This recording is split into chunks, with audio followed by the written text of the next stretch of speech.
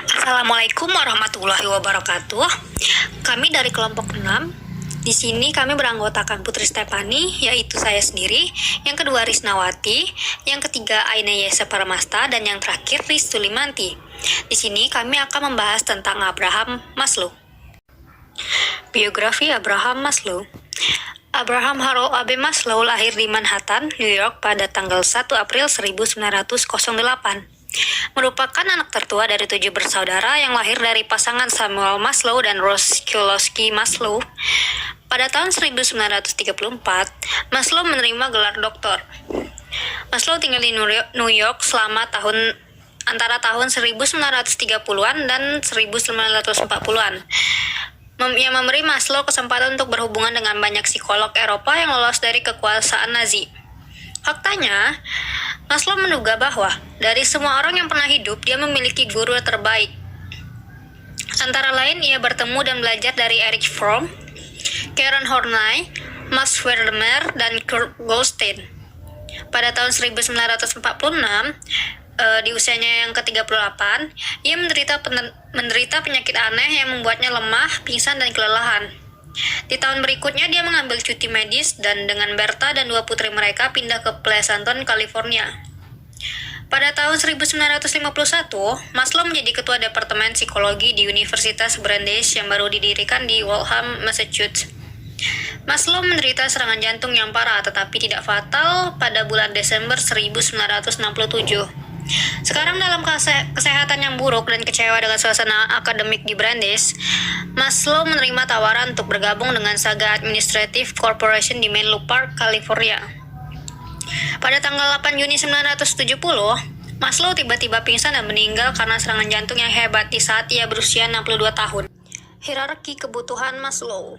Konsep ini mengasumsikan bahwa kebutuhan tingkat yang lebih rendah harus dipenuhi atau setidaknya terpuaskan terlebih dahulu sebelum kebutuhan tingkat yang lebih tinggi menjadi motivator. Ada 5 kebutuhan yang menyusun hierarki ini adalah kebutuhan konatif, yang artinya mereka memiliki karakter sebagai motivasi. Yang pertama ada kebutuhan fisiologis, merupakan kebutuhan paling dasar setiap orang, yaitu kebutuhan fisiologis. Contohnya makanan, air, oksigen, pemeliharaan suhu tubuh, dan sebagainya. Kebutuhan fisiologis adalah kebutuhan yang paling kuat dari semuanya. Orang yang terus-menerus lapar termotivasi untuk makan, bukan untuk berteman atau mendapatkan harga diri. Dalam masyarakat yang makmur, kebanyakan orang memenuhi kebutuhan lapar mereka sebagai hal yang biasa. Mereka biasanya memiliki cukup makanan, jadi ketika mereka mengatakan lapar, mereka sebenarnya berbicara tentang selera, bukan tentang kelaparan.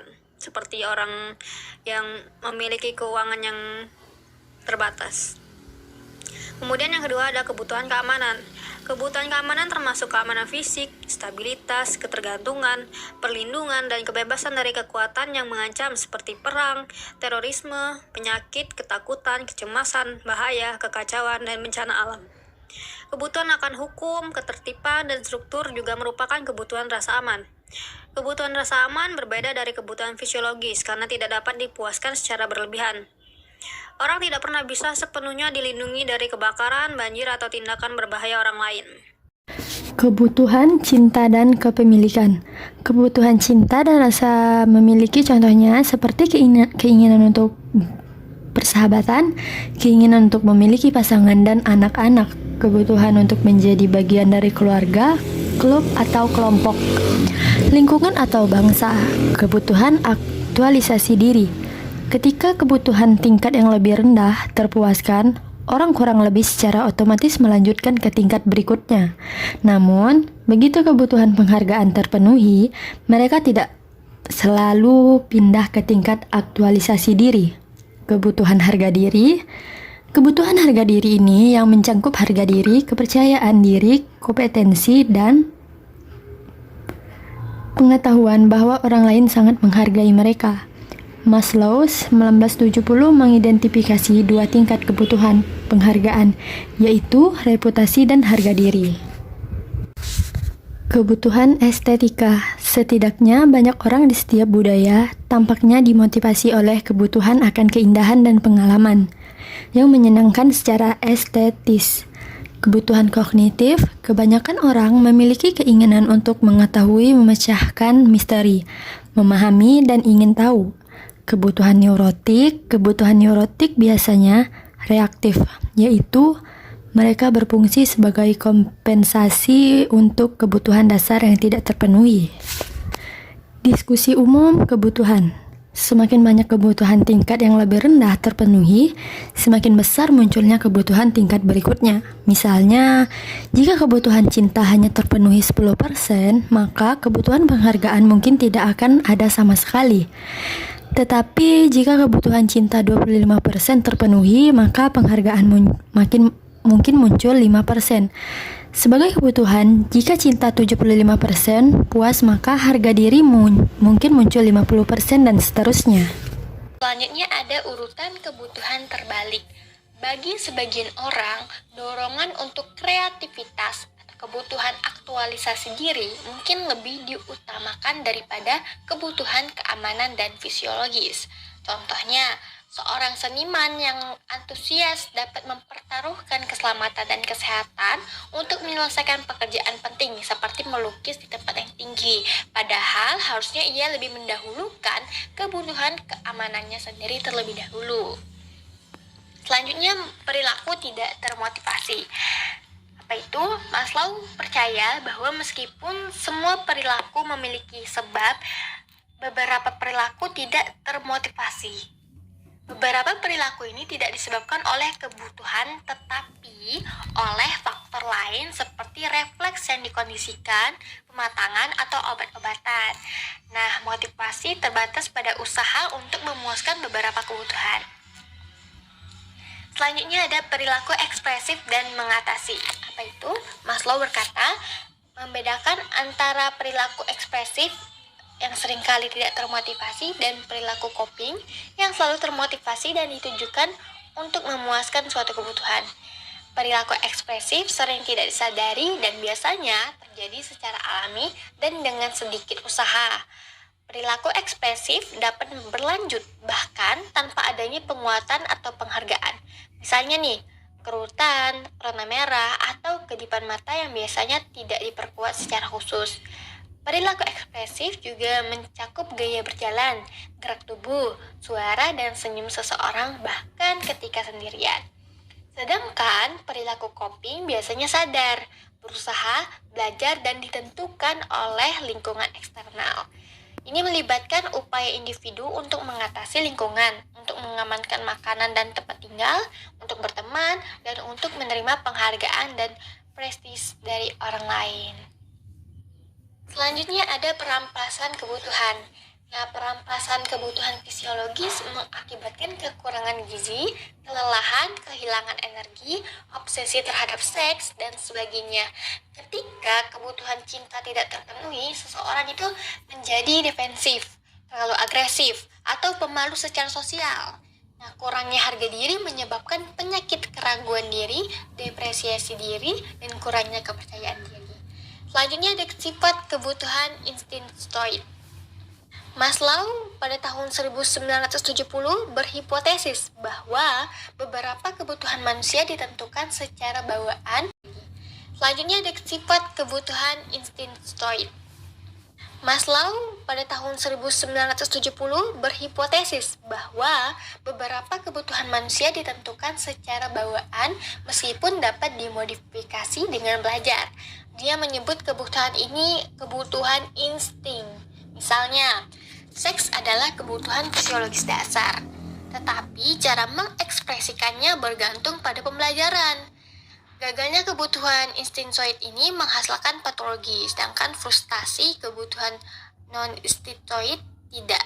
Misalnya, ketika orang tidak diberi cukup cinta, mereka menjadi sakit dan terhalang untuk mencapai kesehatan psikologis. Demikian pula ketika orang frustasi dalam memenuhi kebutuhan fisiologis, keamanan, harga diri, dan aktualisasi diri. Mereka menjadi sakit. Oleh karena itu, kebutuhan ini bersifat naluriah. Selanjutnya ada perbandingan kebutuhan tinggi dan rendah. Kebutuhan yang lebih tinggi mirip dengan kebutuhan yang lebih rendah karena bersifat naluriah. Perbedaan antara kebutuhan yang lebih tinggi dan yang lebih rendah adalah perbedaan derajat dan bukan jenisnya.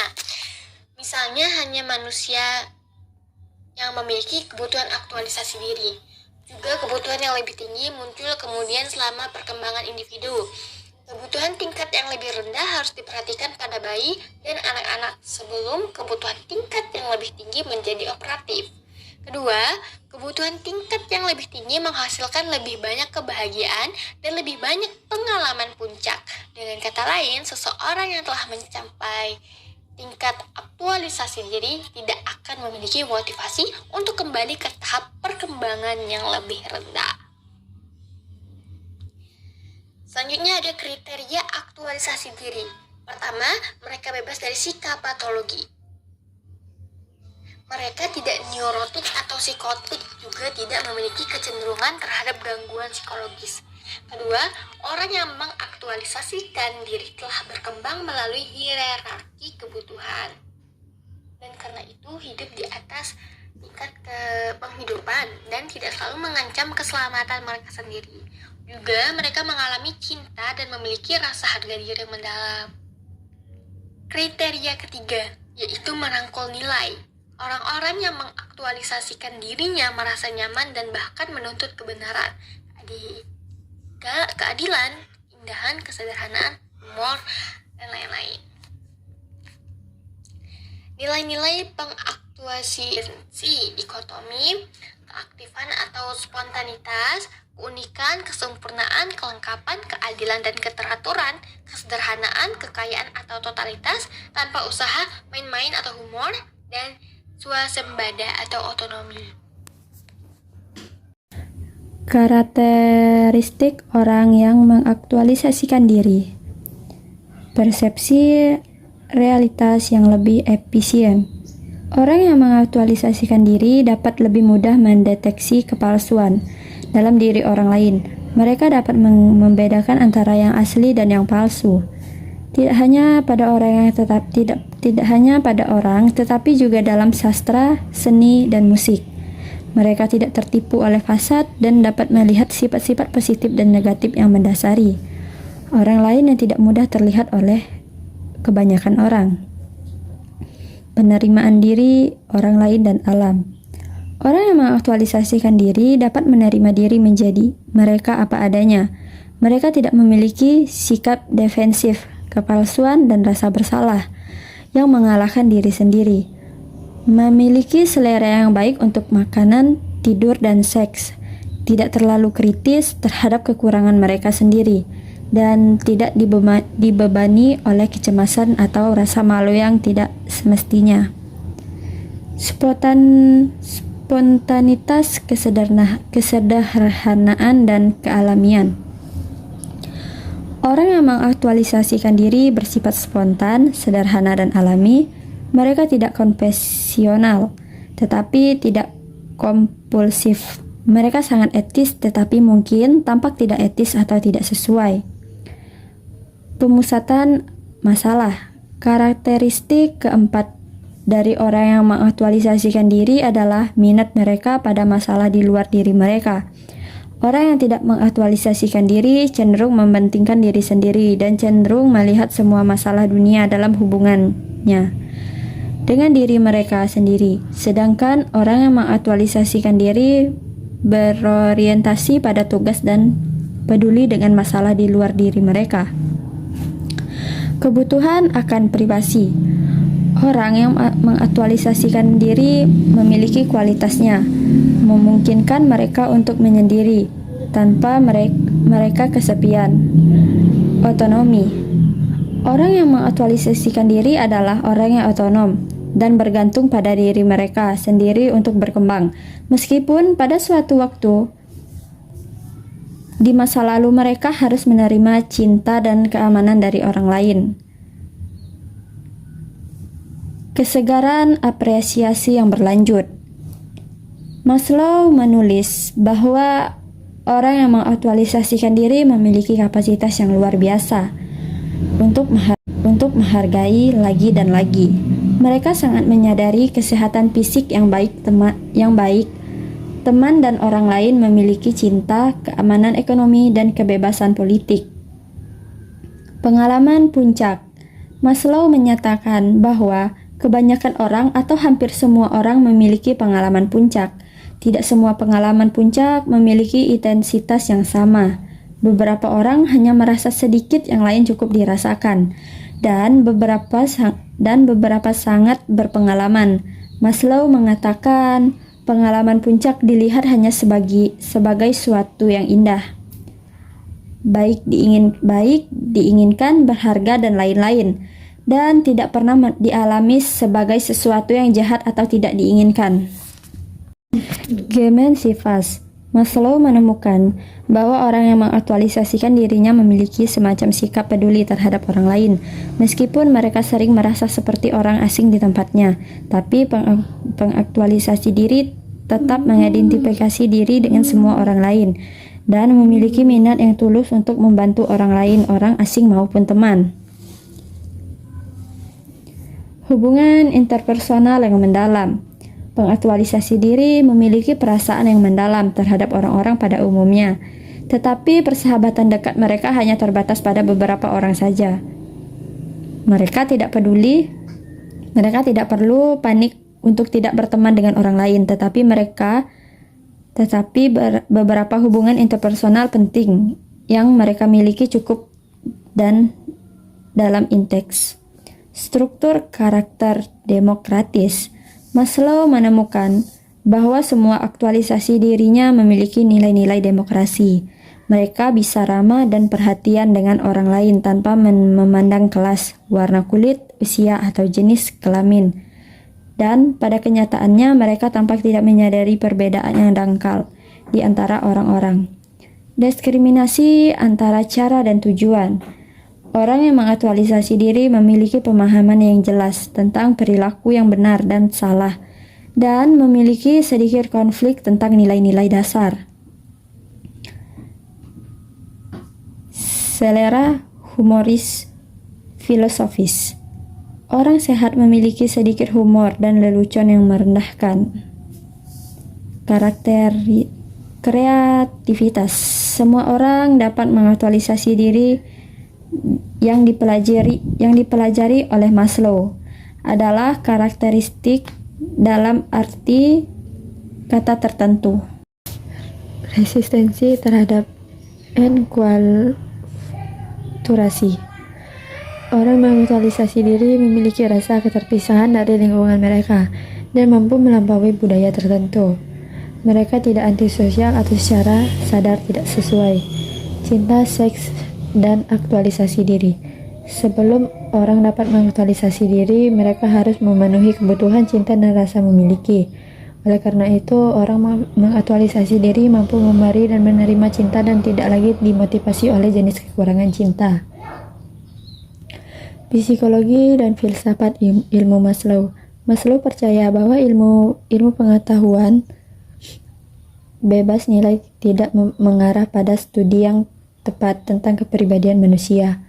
Maslow setuju dengan Alport bahwa ilmu psikologi harus lebih menekankan pada studi individu dan kurang pada studi kelompok besar.